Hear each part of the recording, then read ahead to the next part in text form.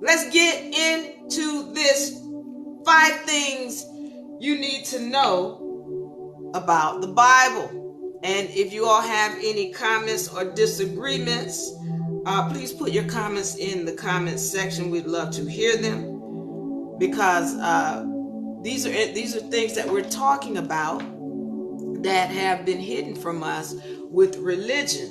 All right, let us, as I get into this, understand that there's a difference between what's being said in the Bible versus religion.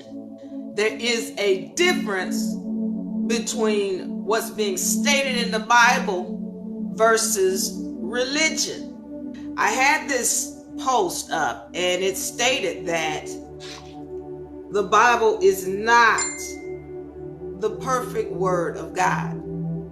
Okay? And before I get into this, I want to go in to another comment that I made on that post. And basically, it's stating that here this Bible is. It's the #1 selling book worldwide many times over. The second place book is not even close to how many times, how many people have bought this Bible. But the deal is that less than 2% of the population have actually read the book. And one of the things I need to say about this book, the Bible, is that it's really not a book that you just read. Yeah, you read it, but you have to study the book. I mean, there's so many things in it. All right, and as I get into this, I want to make it clear that I have a great deal of respect for the Bible. However, I understand what it is. I understand the facts surrounding it. And the thing is not to be blind about this book. Now, everybody's heard this saying, if you want to hide something from a particular group of people, you put it in a book. Well, this is that book that is in everybody's face, but nobody is reading it. This is that book that is in everybody's face, but nobody is reading it. They want to tell me about their religion being based on this book, but they are clearly not reading it. You probably see me posting more about this topic, the Bible, and again, showing why there is a respect for it and understanding where the lies are surrounding the book. Okay, so now, the Bible, as I said, the #1 thing, the Bible is not the perfect word of God. I want to go into this article, and it's about the copyright. Now, one of the ways we can show that the Bible is not the perfect word of God is because God's word cannot be copyrighted. I'm going to say this to you again. God's word cannot be copyrighted. If it's God's word, then what gives somebody else the right to come along and copyright it? Meaning, you understand what a copyright is. Copyright means I have full authority and control over these words and nobody else has the right to use them. That's what a copyright is. So what am I talking about and why am I talking about a copyright? I need you to go get your Bible. Go get your Bible and flip through the first couple of pages. And what you're going to find is who is the printing company, what is the production company, and then you're going to see a copyright. That's that little C with a circle around it. That means somebody has copyrighted these words and are claiming ownership.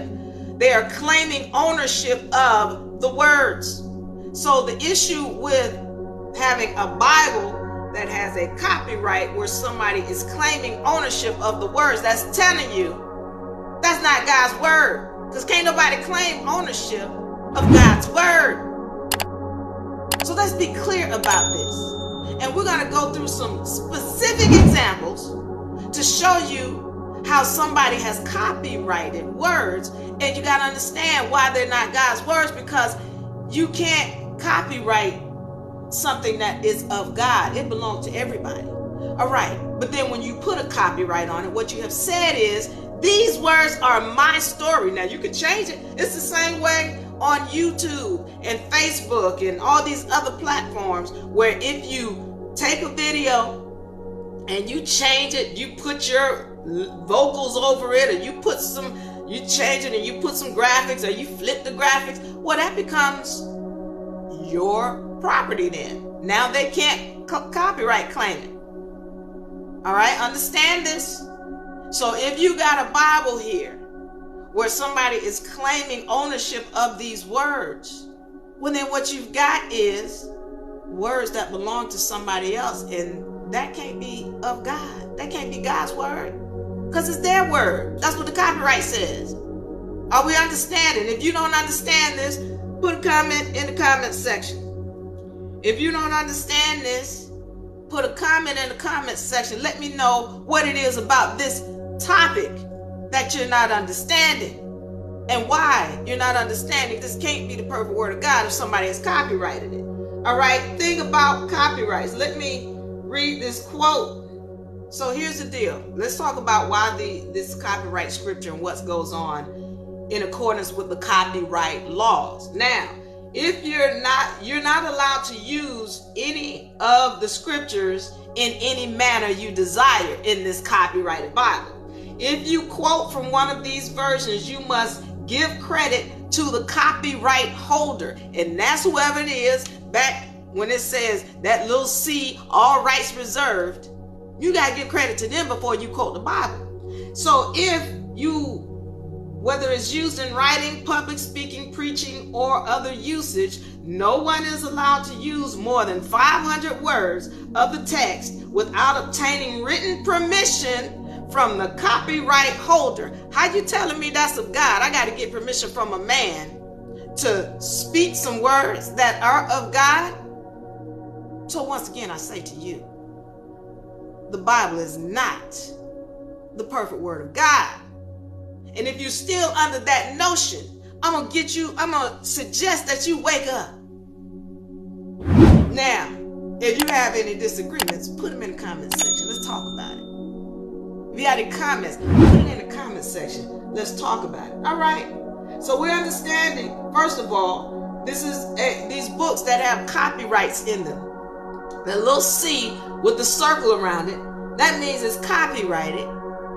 And it can't be of God because you can't copyright God's word. But once again, remember I said, if you change it and you mix it up, okay.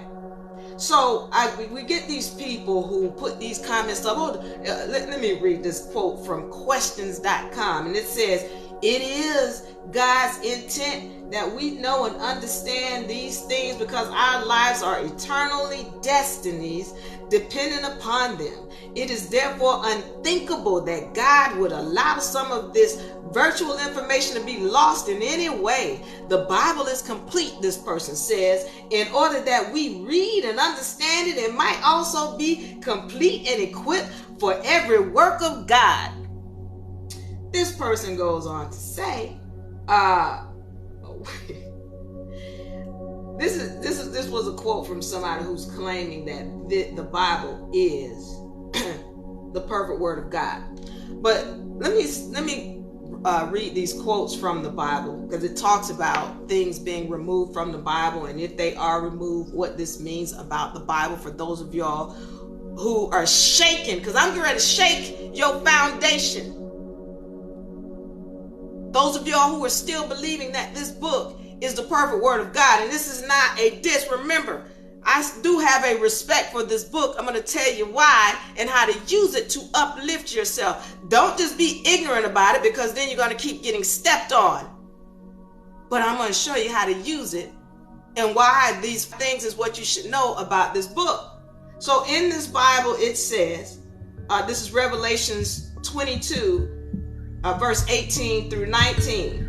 And if any man shall take away from the words of the book of this prophecy, God shall take away his part out of the book of life and out of the holy city and from the things which are written in this book. That's Revelations 22:18. Deuteronomy 12 verse 32 says, what things soever I command you, observe to do it. Thou shalt not add thereto nor diminish from it. Okay. So these are parts of the Bible where it's saying that if you take from this book, then it is no longer of God.